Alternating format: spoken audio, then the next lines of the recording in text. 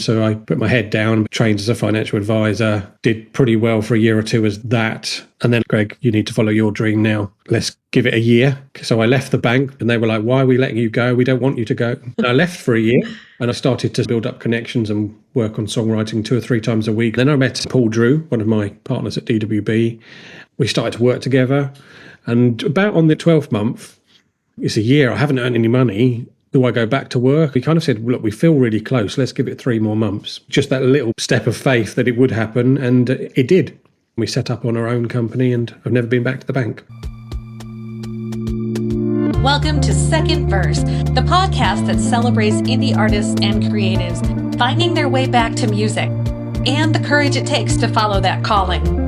I'm your host, Becky Boyland, singer-songwriter, StoryBrand certified brand messaging expert, and the founder of Attitude Creativity, where I help artists build brands and websites that support their second act.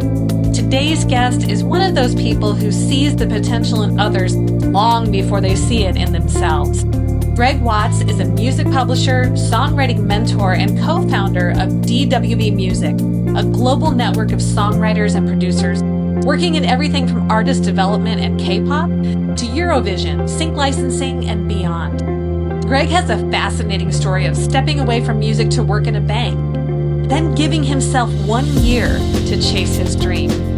That decision led to a full career in music publishing, traveling the world and, more than anything, mentoring hundreds of songwriters through their own journey of fulfilling their music dreams.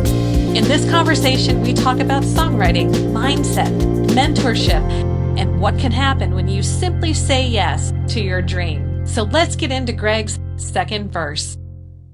Welcome, Greig. I'm so glad to have you on the podcast today. Hi, nice to see you. You have quite the history in music and have been doing this for many years and some really interesting angles that we can talk about. But I often start with, where did music become this passion for you? Gosh, I think it started at a very early age. One of the things I've asked this question a lot is, where does it start? I think it was just in my house. My parents had a record player. I was always playing their records. They ran a youth group. So there was music. I wasn't old enough to go to the youth group, but there was young girls and guys playing their music at the youth group, teenagers.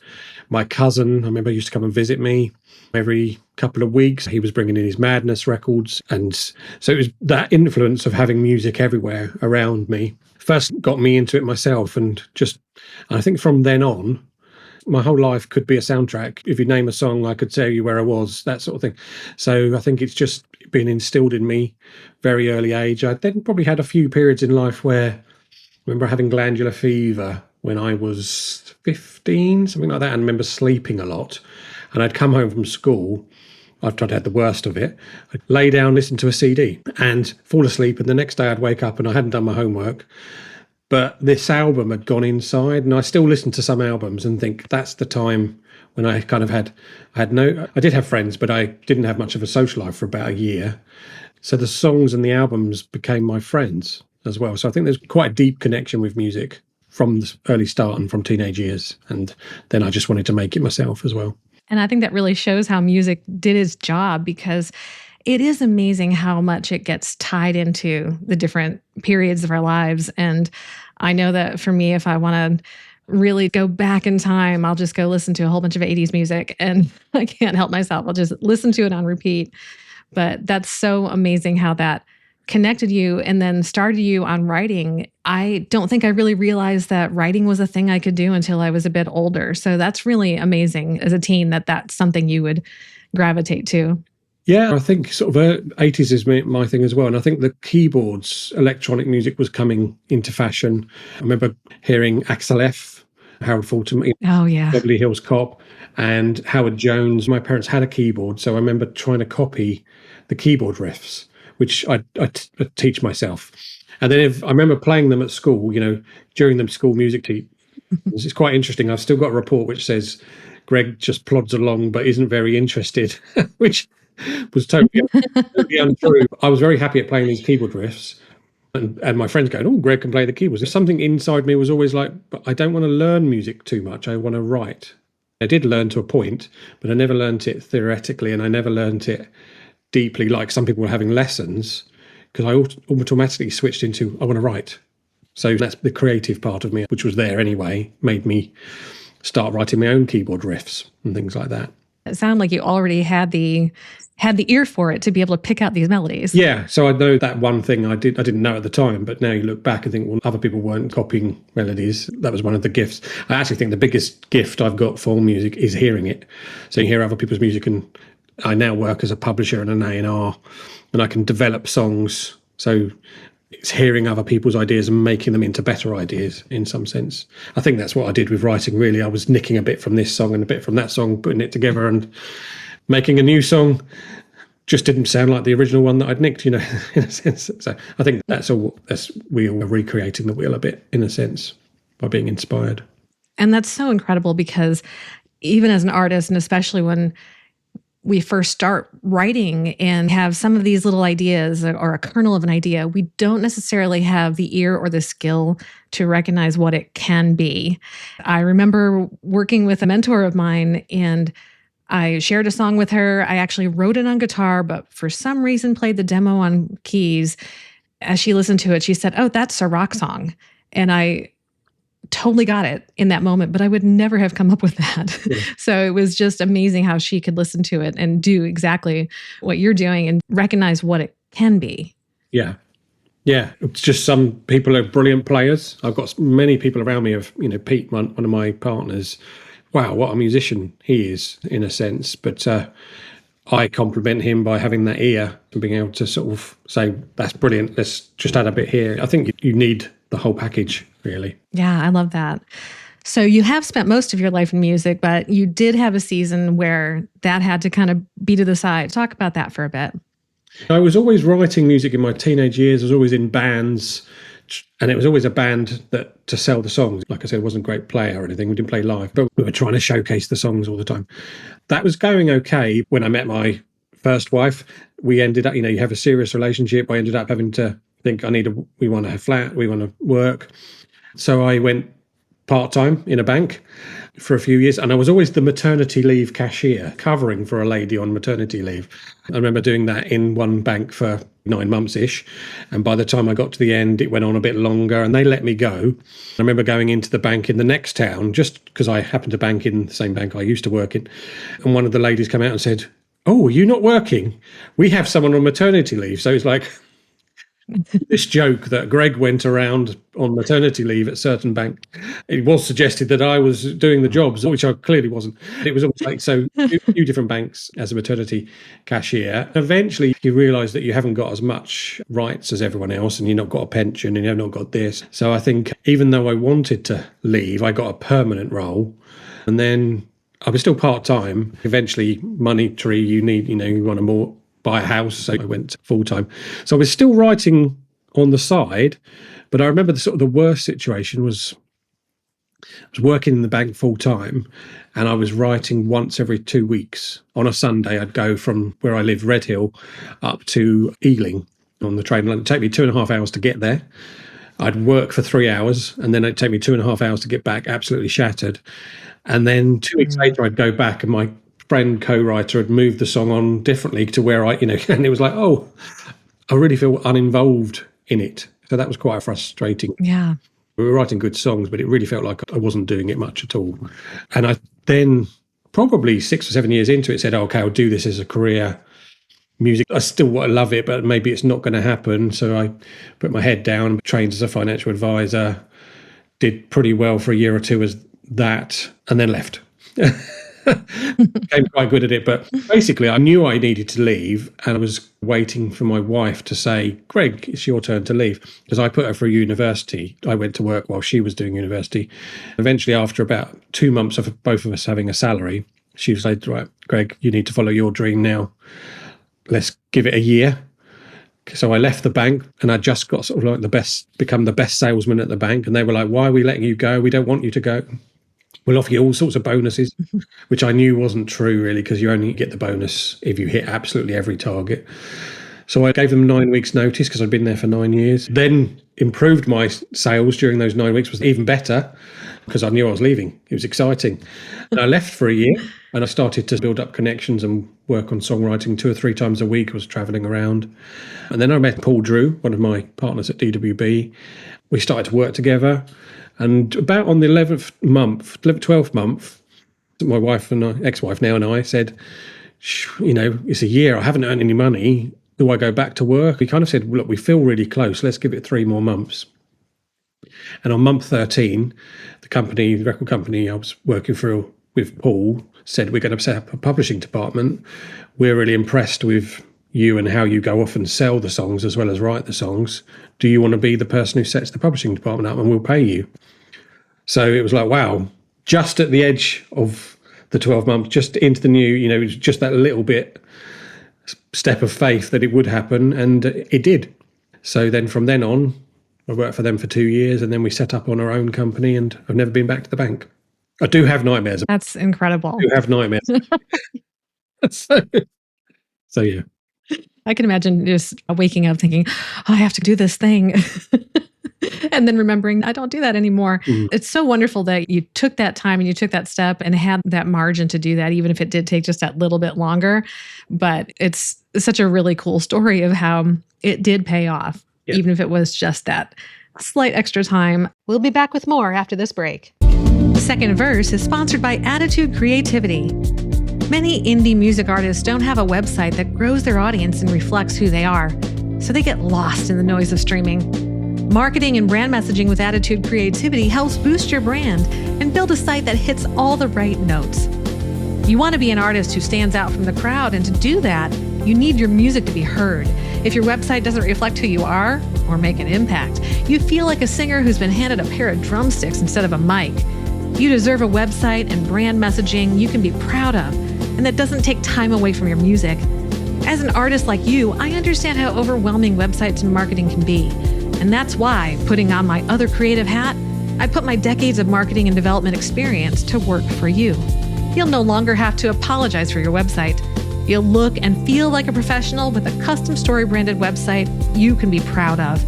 And right now, you can get a head start with my free downloadable EPK blueprint and start building your electronic press kit to promote your music. Head to attitudecreativity.com/blueprint to get your copy. That's Attitude, ATTITUDE, creativity.com/blueprint. Second Verse is brought to you by Singing Straw. Oh, you caught me in the middle of a vocal warm-up. This is one of my favorite ways to wake up my vocal cords before a singing session, or even a nice long conversation for the Second Verse podcast. It's the Singing Straw, a simple but powerful tool for straw phonation, a vocal technique that promotes healthy vocal cord closure and a gentle but mighty way to increase range and identify areas to work on. For me, it was key to regaining my voice after vocal cord paralysis. But you don't have to wait until a vocal injury to use it. In fact, I recommend that you don't. Make the Singing Straw part of your daily routine, and you'll be amazed what your voice can do. Check it out at secondversepod.com/singing straw.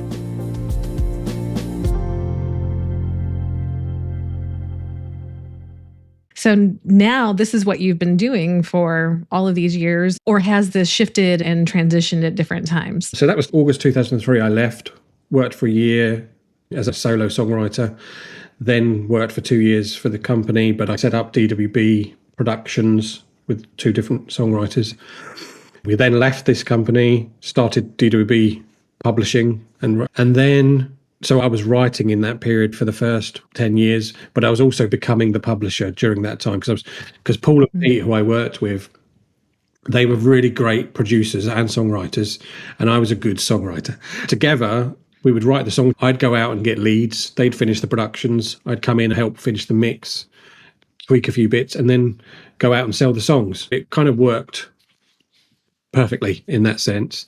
But slowly I became more of the publisher and started to run songwriting camps and do more development of writers. And I think probably the last 7 or 8 years, I've started to realise that my real skill set is developing other people. During COVID, I became a football coach very shortly afterwards, and the publishing suddenly became mentorship as well. I did I think one of those Strength Finders tests, and I knew what would come out would be good communicator, good connector, but by far the biggest thing that came out was developer. And then I kind of realised, I know who I am now. I'm here as a publisher to develop other people and as a mentor. And actually, my biggest thrill in life now is I have written songs, I have hits, I have had #1 world records, especially with the Japanese market, which sells hundreds of thousands of copies in 1 week and then disappears the next. But actually, my biggest thrill is developing someone else, especially people who are not seen as definite, I don't know what the word is, cool brigade, something, songwriters that look like, especially people like the underdog. I love to help make them successful because that's exciting to me. So that's where it's kind of come to now. I probably wrote 1 song last year, but mainly I did develop other writers who probably wrote hundreds and hundreds of songs. So yeah, it's developed a long way in the process. And that's so, so powerful because this is such a unique time in the music industry where now, and I think a lot of it is because of COVID, that there are so many people who now have opportunities to interact with professionals like you who can actually move them forward and help them learn the things that they could never figure out on their own or that would take them so long. And because so many people are coming to music for the first time after another career, they don't have that time. They don't have decades to invest because they'll never get where they want to go. So I love that. I don't know how many indie artists recognize, 1, how important mentorship is, and 2, how available it is. That's what's so great about being able to talk to you and learn more about DWB and what these opportunities are for artists that are out there. Mm-hmm. I think the more I've done it, the more I see how powerful it is. The biggest thing about mentorship is having someone you're accountable to. So I've got a course that's got content and it's got this and it's got that, but the truth is, if you're accountable to someone, you do it. Actually, if you pay to do a course and then you're accountable to someone, you do it because you paid for it. My sister, she was going to the gym, like we all do. We go to the gym and we cancel our mentorship after about 3 months and don't turn up. She didn't need to lose weight or anything. She just wanted to get fit. But the best she got at fitness was the day that her fitness coach moved in next door.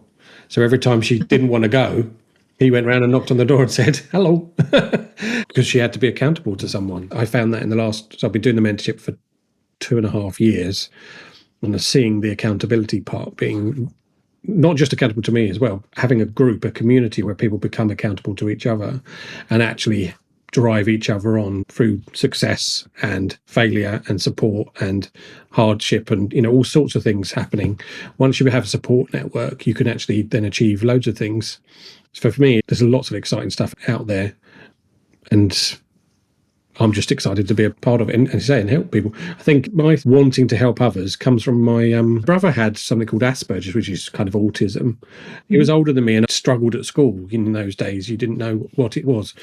But he hung around with me, and I think I'd sort of become his advocate by accident. It just felt like a natural thing that I would help him chat sometimes and help him be sociable. And then that's transferred into my life, where I've then carried on.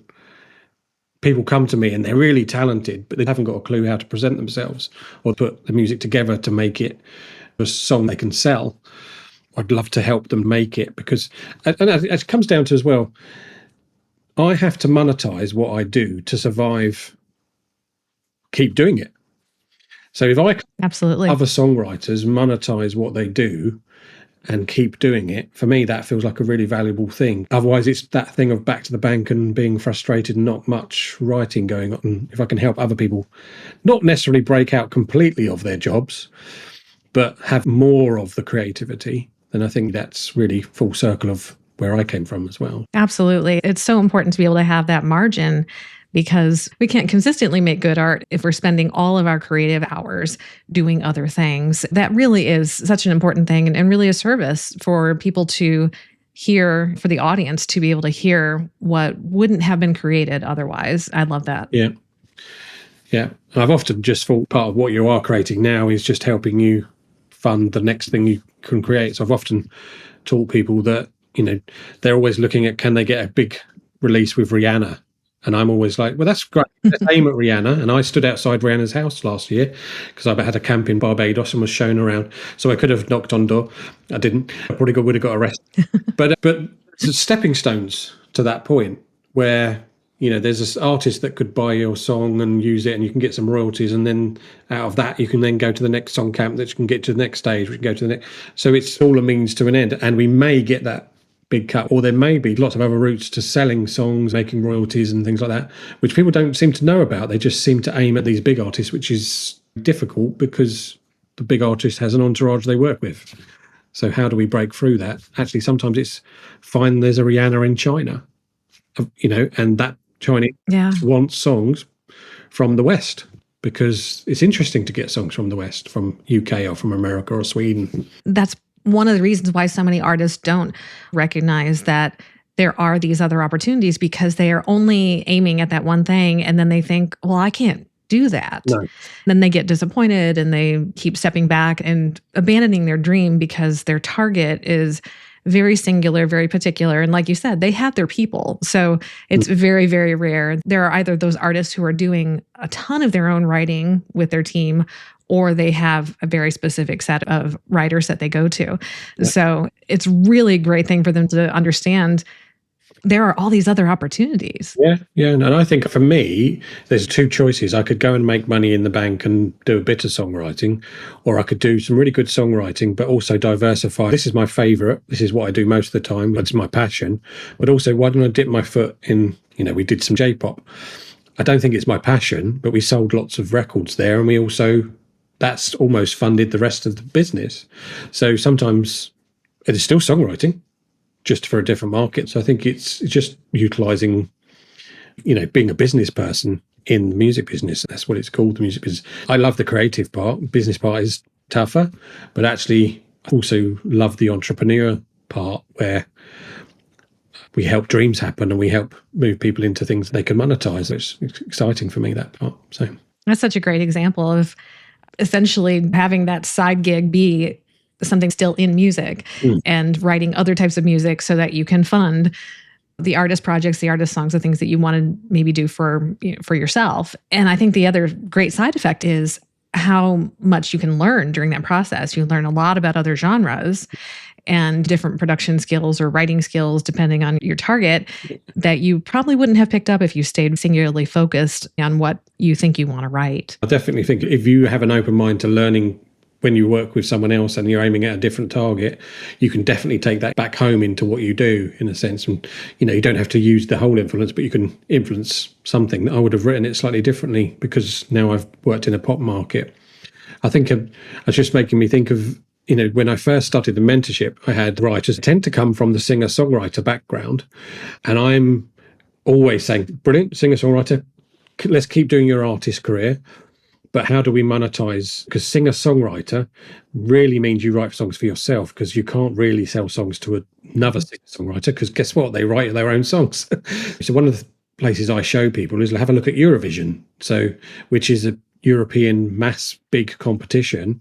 Some singer-songwriter country artists find a home in the Eurovision market. 3 of them are at Eurovision this May, and they're out to see their song performed in front of 250 million people watching this TV show.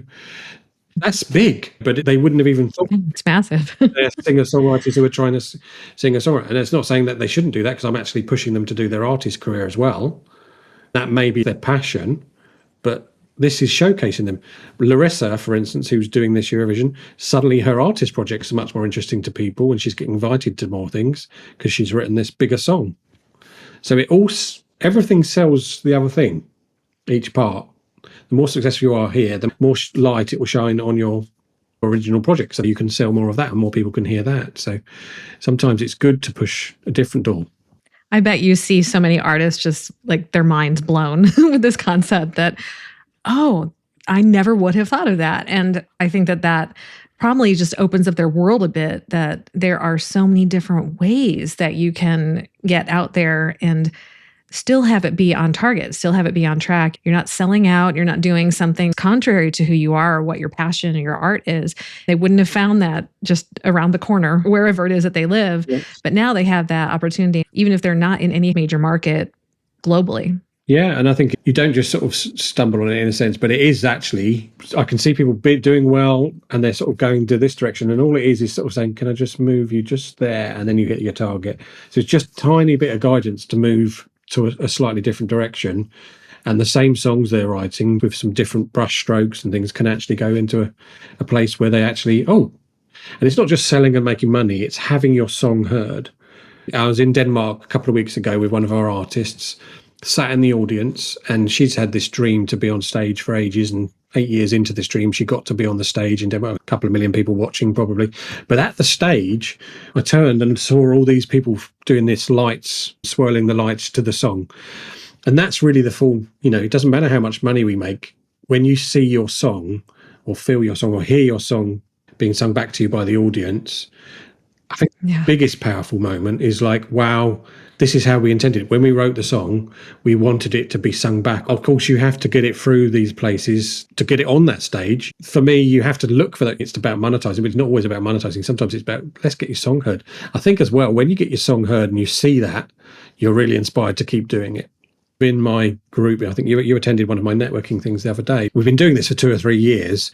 Because some of the mentorees are becoming successful, it's easy. I don't have to sell it. I can just go in, let's listen to some of the stuff. And in a way, it sells itself because people are going, okay, I could do that as well. So instead of me having to persuade, by the way, you're a singer-songwriter, you could go into Eurovision, people are sort of saying to me, I wonder if I could do it. Yes. The answer is yes. If you're a good songwriter, we just shift about what you do a bit and help you get that song to a marketplace. Yeah, and the proof is right there. And it's so amazing too, because you can see that through point of where they came from, what their style is, what their background is, and then literally see the outputs. And it's just so compelling and also so encouraging because, like you said, it's so much easier to see that whole context and recognize that this is possible. This isn't just some wild dream. And yeah, it's incredibly moving to see some of these performances. Yeah. I think what I've learned is I'm a dreamer, and the more I put myself around other dreamers, the more bigger dreams happen, and then things actually start to get fulfilled. I remember that from a very early age. I know there's some people that were mentoring me without telling me they were mentoring me, if that makes sense. I had some people in the music industry, one guy in Russia actually, he used to give me a project every now and then, and I'd notice each year this project was bigger than the last project. Eventually he gave me a very big project and we ended up recording it at Abbey Road. And when I went to Russia, took all the artists to Russia, Moscow, to perform it. It was at this big Jubilee concert. He was mentoring me all the way along, giving me a bigger project. I've been lucky as well, but the key is I put myself with him. When he asked me to do things and to go and talk at his conference, even though I wasn't really a speaker at that point, I kind of went, yes, okay. I put myself around other entrepreneurs and other dreamers, and things happened because of that.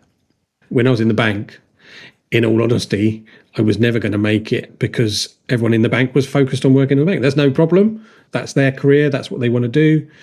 I remember this quite clearly. There was a guy who lived in my local town who got a publishing deal with EMI, and he came in and asked for a mortgage.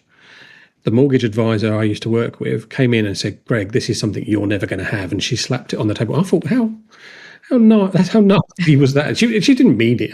But it almost made me go, right. I was with people who weren't dreaming. Their dreams were working in the bank and earning a living. When you put yourself amongst other dreamers, things start to happen. And songwriters are genuine because they've fought from an early age of writing songs and having their songs appear on TV or on stage or whatever. Sometimes we need realistic people as well, but I think dreaming is powerful and we should keep on doing it. The realistic people are a whole lot easier to find. They're all around us many times. And that is such a powerful thing too, though, because so many times when we start this process of dreaming, we're really just sitting in our home studio or wherever we write and just thinking, oh, I wish. And that isn't being active. I love that you recognize looking back that those little steps of saying yes built you as a person and your skills and your creativity, and then really empowered your mentorship of those you're working with now. Yeah. That's so powerful because it is taking action while waiting in a way. Yeah. I remember years and years ago, I had a friend who, I was offered this publishing deal. I had a friend who knew a guy who worked for Peer Publishing and he'd written books about publishing, and luckily he was in the same town and he sort of said he'd give me some free advice. And the first thing he said is, do you want to make the deal? And it was like, because if you want these two different things, if you don't want to, we'll just say no. If you want to make the deal, we'll get rid of the bits we don't want, but we'll make the rest of the deal better. So, and I was a yes, I want to make the deal. And he kind of said, and I kind of got that instinct from, if you want to make things happen, you have to say yes and make the deal better. The moment you say no, the moment things block, and I really have proof. There's a few writers I worked with at the beginning of my career as a publisher who used to say no to nearly every deal because they wanted a bigger deal. And it was like, and those writers now, 20 years later, ask me how come I've done well and they're doing something different. The truth is I said yes, and I made deals happen rather than always waiting for the big deal to happen. So maybe we did some bad deals, but we're still here, still working on that basis. And I even say in co-writing situations, we do a lot of co-writing, a lot of camps. The moment no enters the room, it stops the song. It's a block. The truth is it's yes, or that's good. Can we just try this? Let's try this. And you have the negotiation going on. The moment it's no, the flow stops. And it's like that. That's life. One of the things we always say is imperfect action is better than perfect inaction. If you stand still, nothing's going to happen. If you move, at least you're going in a direction. Yeah, nobody really wants to work with somebody who's going to just shut everything down, because it stops that creativity of where this okay thing or not so great thing could eventually get replaced by something that's amazing. But if it all stops before it even gets to that point, then everybody loses.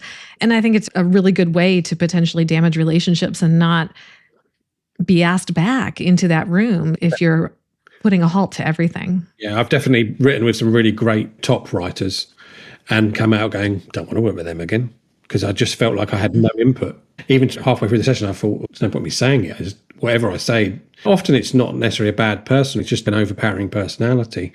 But then you think, why co-write? Yeah. Why not do it on your own? So it puts you off. You don't want to go back into that situation again where you felt unheard.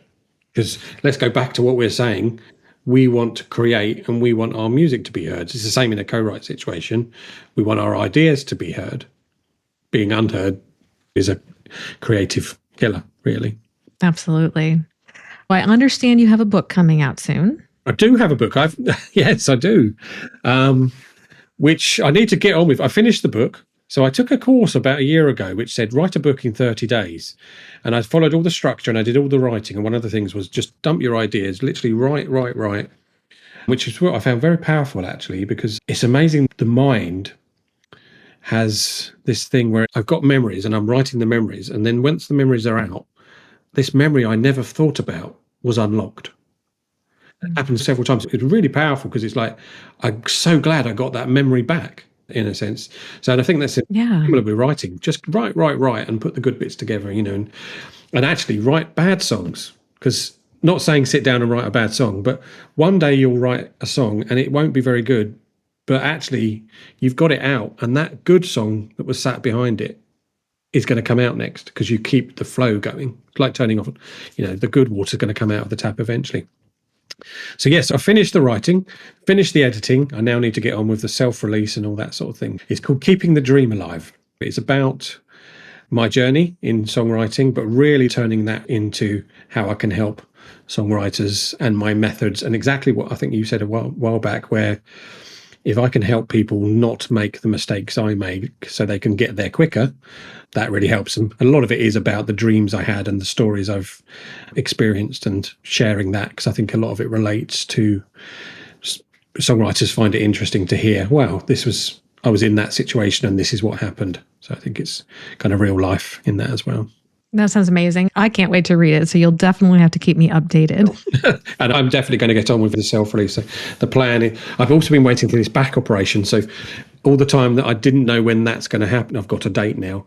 It's hard to plan anything around it. I'm now cracking on and hoping I can get it done before that happens, because then I can move on a bit as well after that period. Yeah, I totally understand that. Yeah. But I've also got to move on because I've got a second book. So I'm writing a second book about winning Eurovision. And I'm on chapter 15 of the stories because I've had It's actually 16. I haven't written the 16th one yet, but I haven't won Eurovision yet, so I need to carry on writing it until we actually win. But in a way, I've got to get the first book out to then clear the decks to start on the second one. I love that. And knowing that you have these stories of what has been accomplished in all of these little pathways, it's really illustrating exactly what you've been talking about, that each step forward is leading to this big prize. And so that's just so exciting. Yeah, I think that is life, isn't it?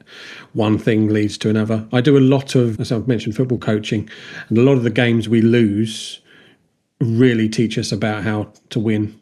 We played on Sunday, we were playing the top team in the league. We knew we were going to lose because we had half of our players out. So we went in and said, let's learn how to play defensively against this team, saying hopefully we'll be better than the last 10-0. And actually we came out with a 4-0 loss, which sounds bad. But actually in the second half, we only had 10 players and they defended and lost one goal against the best team in the league. So now we can put them in a game that they can win. They can go up 2-1 and it'd be close. And we can say defend how we defended there because they were really excellent in that sense. So, and again, a lot of the things I've done when I've failed, when I've lost finals, because Eurovision has lots of national finals, and when I've lost, I've often, that's how I've worked out, oh, this is how I've lost. Next year, we'll go back and try again. And eventually we do win. You learn a lot more from your failures and through your losses. The key is you get back up and go again. Got a lot of people I wrote songs with over those years before I came into it professionally, where they were better than me. They were really great writers, but they gave up after one big failure. Whereas I was like, go again. It's hard to get up and go again every time, but you know there's a good one coming even when you've been battered down a bit. Yeah, and it's modeled for us so much to not value failure. And failure is just not making it yet. And so having that perspective is, you would think it shouldn't be that uncommon, but it is. And so it's incredibly powerful so that someone can actually achieve what they're looking to do. And so I think that's just such a beautiful perspective and illustration. So what does it look like for someone to join your mentorship program? We run them every 3 to 4 months at the moment. We actually do 3 a year. The summer's a bit of a quiet thing. It doesn't work as well because it's a lot about collaboration. So I basically need to hear some music, have a chat with them, see if what they're looking for is what I'm offering. You can only mentor people who want to be mentored. And actually, I also think it's not just, we need to click as people. If someone comes on and we don't click, it doesn't make sense to try and mentor them. So it's very personal on that basis. The actual course itself is about 4 months. It can last 4 to 6 months, let's say. We do teaching, which lasts about 3 months. The co-writes we do once a month, lasts about 4 months. And then we have a camp at the end. So really it lasts 6 months. And you do it with about 9 or 10 other people in your group. There's 80 people who've gone through it already. So they're also in the Facebook group. There's other people that come through. And I'm trying to build community that you work with 8 to 9 people that help you work and finish songs. And at the end of it, you've still got those to work with, and you've got new ones coming through, and you've got the old ones there. So you've got this community of, when I give you a lead, we're writing a song for something, you've got a pool of people you can say, well, I really liked working with them and I really like working with them, and that makes our team. So you can then write songs and provide us with finished songs, kind of equipping you with the knowledge, network, community, and the confidence to actually be able to write songs daily. And as a business is the idea. And it's working pretty well. When people come through and really put their mind to it, they're actually achieving lots of good things, and we're signing them to our publishing. I think we've signed 10 of the people that have been involved in it. Others have gone on and signed with other publishers. Others have just come in and just do like a course and then stop. I encourage people to carry on networking, because why come in and find a network and then disappear from the network? But it does happen. So that's just some people. So right. And there's also this great value sometimes in having a group of people that has a common language around how you approach it. And it's not that you can't learn from others, but I know sometimes if I've gone into a writing situation and I expect that we have a common language and then I find out we don't, it takes a lot more to get the ball rolling and get into the process. I think there's great value in that. Yeah, and I think connected to that, the mentorship. So I've run lots of songwriting camps, and really the mentorship is based on my experiences of songwriting camps where we would be intense for 4 days and I'd put teams together. But really, I saw connections happen at dinner and lunch and breakfast. And when I saw that connection, it was like, that's a team for tomorrow. After the camp, I'd see on social media, particularly on Facebook, Helene is traveling to Switzerland to write with Johnny. And you're like, oh, they didn't write together. Must have been over dinner. So you've put these relationships together and you've made them, you just facilitated them happening, I guess. So it's the same with the camp, with the course. We do it over a long period. And really, the first couple of weeks is I just ask people, they hate this at the start, but I ask them to make a video every day and put it into a closed Facebook group. Because when they're making a daily video just talking about today I'm doing this, today I'm doing that, the first 2 weeks they're getting to know each other and then they co-write. But straight away they go into the co-writing like they know that person. Yeah. They know what to expect. They've built a little bit of a relationship. They've shared some stories. 90 days, 103 days of doing that, they actually become really good friends. So at the end of the course, when they come on the camp, they know each other well, they've got bonds, and they're dying to see each other. They love coming to see each other. The biggest thing they don't know about is how tall anyone is. Because you walk in on Zoom and someone turns up and you think, oh, you're tall or you're small. That's the biggest talking point. But the truth is they've already done all the bonding and the writing together, and hopefully that forges these strong relationships and the camp cements them. They then have that real personal time with each other and carry on the friendships and connections and the writing. So it's based on a intense writing camp, but we do it over a longer period. We have some teaching in it as well. Of course, when you work in this group, you're not going to like everyone you work with or you click with everyone, but you work with enough people to find team members that you can work with later on. I remember writing on my own for a period and it was a struggle. I could do it. I won a contract to go and work at a big studio and did it on my own. It was hard. But when I was writing with other people, it became easier.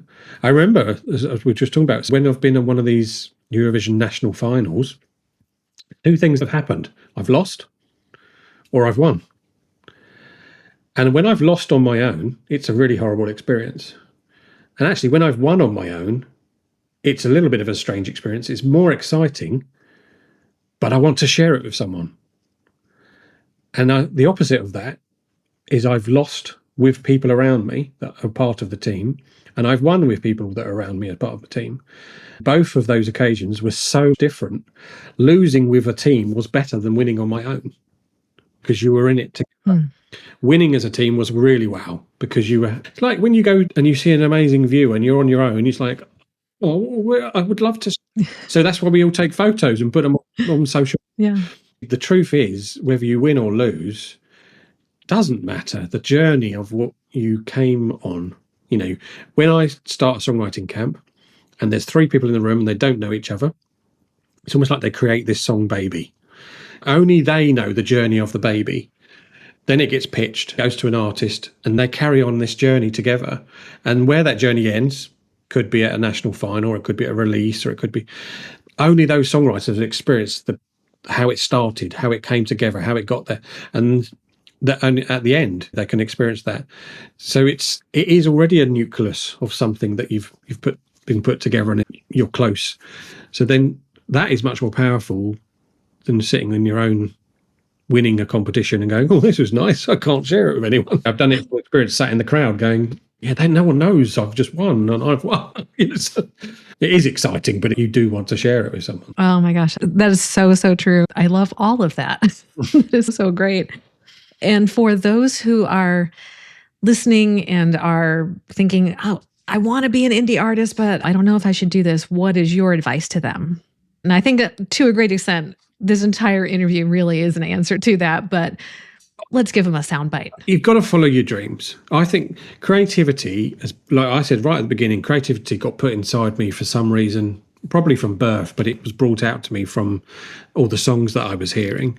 From my experience, so again, a lot of the mentorship is people coming back from work. Most people say to me, it never goes away.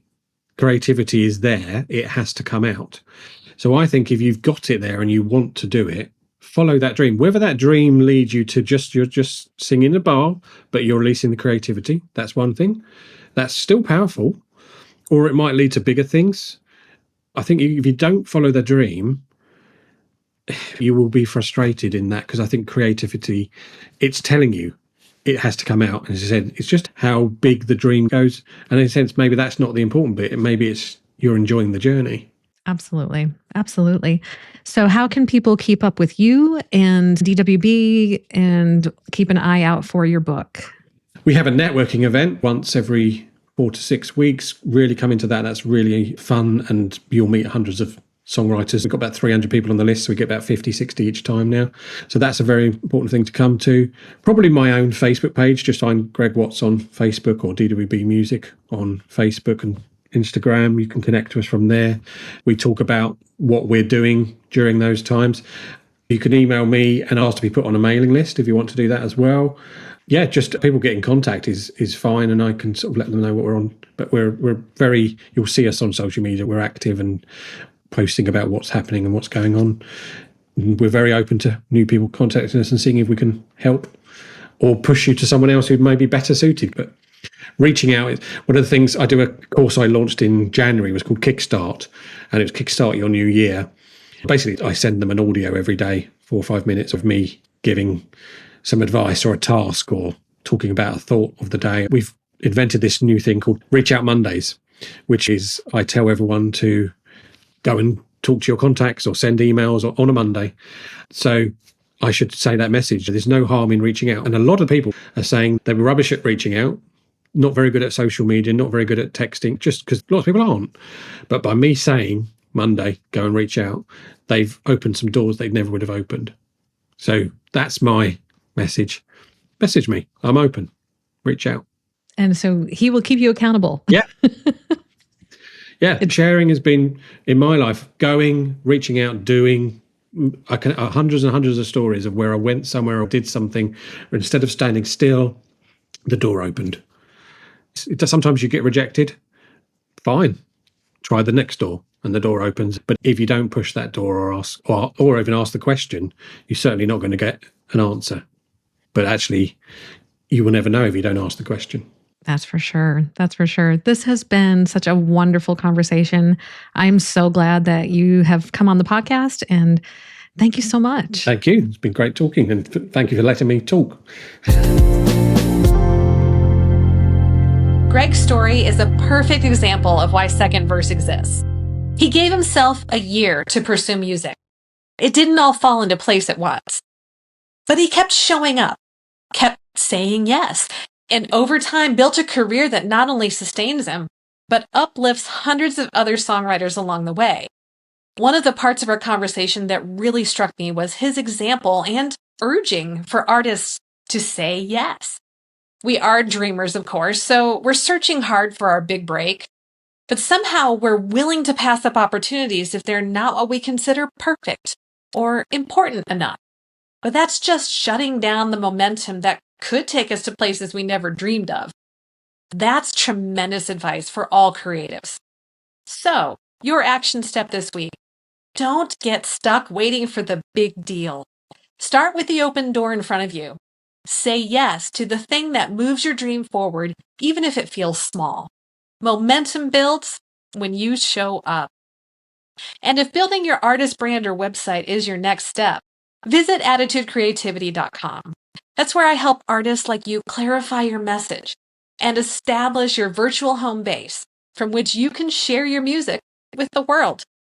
Be sure to subscribe, leave a review, and share this episode with a fellow creative. You never know who might need to hear that their second verse is possible too.